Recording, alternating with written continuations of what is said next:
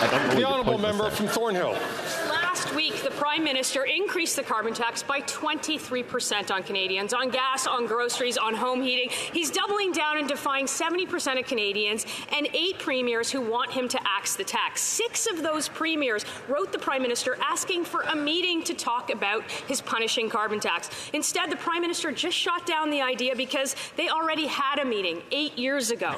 Can the Prime Minister tell us how many premiers he met in 2016 that are still in power today?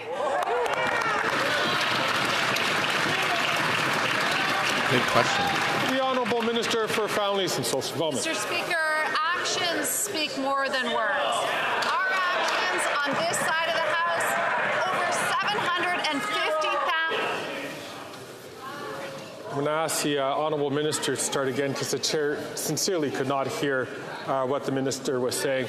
The Honourable Minister for Families, Children and Social Development. Thank you, Mr. Speaker. As I said, actions speak louder than words.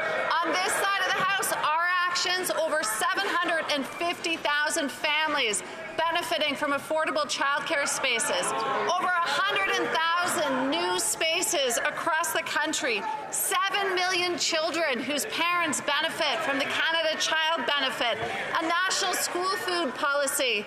Their actions, Mr. Speaker, vote against funding to increase the number of spaces, vote against a national school food policy, Mr. Speaker. They've made it clear they're not there for Canadian families. The Honourable Member from Thornhill. Mr. Speaker, I don't know if she missed the question, but Canadians certainly missed the answer. It's 0. 2016 is the last time he had a meeting. Pokemon Go, dabbing, Harambe, that's what was popular in 2016. And you can get an apartment for half the price. Since the last time the Prime Minister had a meeting with the premiers, gas and groceries have skyrocketed and interest rates have increased 10 times over. So will he put aside his desperation and defiance, do some work around here, and meet the premiers? It's so true. That's perfect. The Honourable Minister for Innovation. Beautiful. Speaker, what Canadians will see today is one thing they will not hear from these conservative, Mr. Speaker, is the cost of inaction. The cost of forest fire, Mr. Speaker, the cost of flooding in our country, the cost of drought, Mr. Speaker. When each of these conservatives are standing up, they're telling Canadians they have no plan, Mr. Speaker, to fight climate change. On this side of the House, we recognize, like all Canadians, we need to act to save the planet. We need to act on climate change. That's why we're going to invest in Canadian. That's why we're going to continue to invest to make sure that we have a planet to live for children. Then I have the Honourable Member for Louis Saint Laurent. Mr. Speaker, after 8 years of this Liberal government, housing has never been in such a sorry state. Rents have doubled, mortgages have doubled. And what's this government's strategy? To have a photo op. They always have an announcement with a photo op, but yesterday they breached new grounds. Yesterday the Prime Minister did a photo op on a roof. But that doesn't help Canadians put a roof over their heads.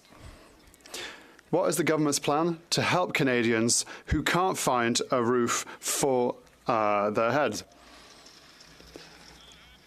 The Honourable Minister for Public Works and Government Services. As we said, there are 2 clear figures, 6 and 8,000. As during his mandate as housing minister, there were 6 affordable housing units built. We made an announcement that will create 42 new housing units. That means that in his riding, we have created 7 more housing units than his leader did during his mandate as housing minister. The Honourable Member for... Just 1 second. The Honourable Member for Louis Saint Laurent from the top.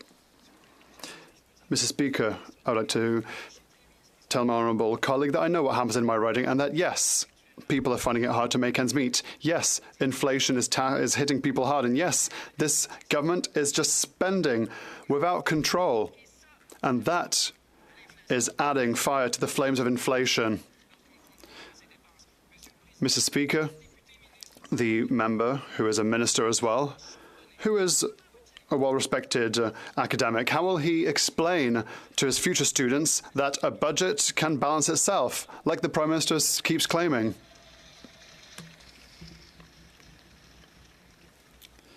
The Honourable Minister.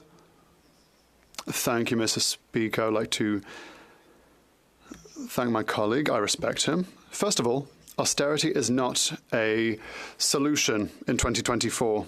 The second thing I have to say is that respect is the foundation of academic relations. And that is true everywhere in Canada. I would like him to apologize to Quebec City, because he called the leaders of Quebec City incompetent, which is a shambles.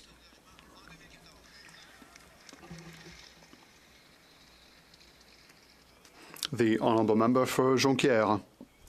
New day, new interference. Today, it's the mental health of students that the Liberals want to manage.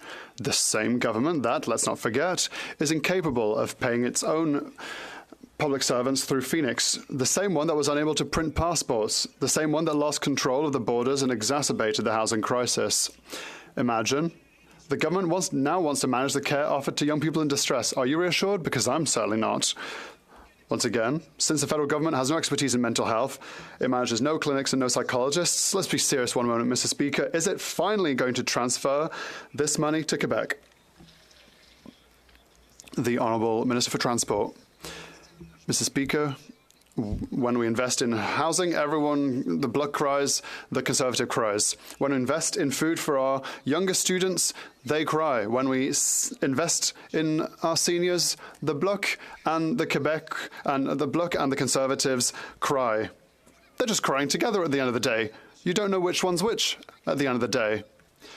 So at the end, we're just going to have the same people.